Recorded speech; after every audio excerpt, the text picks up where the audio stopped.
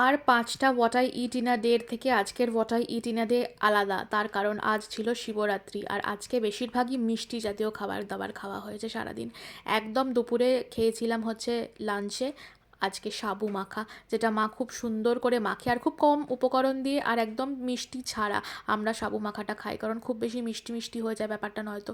তো কলা, সন্দেশ আর দুধ এইগুলোই হচ্ছে মেন উপকরণ আমাদের সাবু মাখায়। তো দেখো মা সুন্দর করে মেখেছে, আর মা যে হাত দিয়ে এরকম মাখে না, এটাতে যেন টেস্টটা আরও বেশি এনহ্যান্স করে যায়। তো এইটাই আমার মা হাতে তুলে দিল, আর এটাই আমরা দুপুরবেলা আজকে খেয়েছিলাম।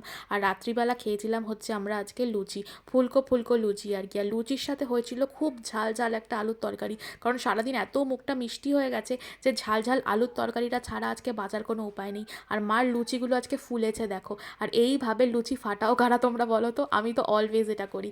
তো দেখো এই যে খেয়ে নিলাম আমরা লুচি দিয়ে আলুর তরকারি, আর এটা ছিল আজকের আমার what I it in a day.